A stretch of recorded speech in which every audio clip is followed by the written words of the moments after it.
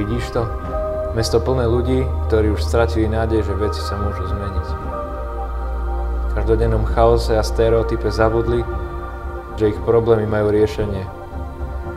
Závalení starosťami, vystresovaní prácou, žijú každodenne v neistote, čo príde zajtra. Je tu však niekto, komu ich budúcnosť nie je ľahostajná.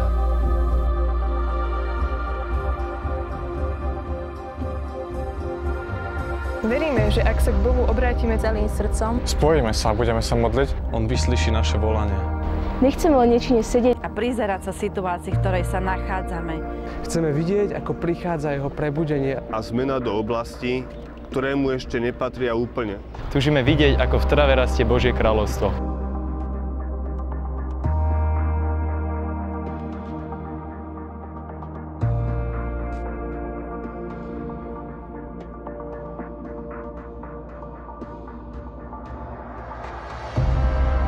Je čas, aby sme modlitbou prinášali Božie princípy na 7 vrchov. Vrch umenia, zábavy a športu, kde sú hodnoty a mravnosť buď oslavované, alebo zdeformované.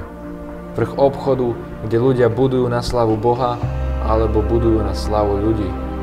Vrch vzdelávania, kde sa vyučuje pravda alebo lož o Bohu a jeho tvorstve.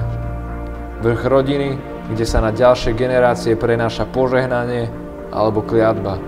Vrch náboženstva, kde ľudia uctievajú Boha v duchu a v pravde, alebo sa uspokoja len s náboženským rituálom.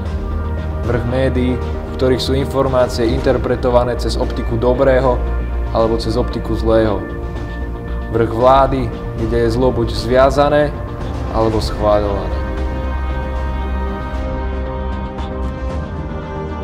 Boh hľadá ochotných ľudí, ktorí budú bojovať za toto mesto. Za toto mesto. za toto mesto. za toto mesto. Ktorí budú vyprosovať požehnanie do všetkých oblastí života. Takých, ktorí si uvedomujú svoju autoritu, milujú každého, Očakávajú zázraky A túžia naplňať poslanie, ktoré majú v tomto meste. Príď sa aj ty modliť za Trnavu. A buď tým, kto ovplyvní budúcnosť. kto ovplyvní budúcnosť. Kto ovplyvní budúcnosť. Kto ovplyvní budúcnosť.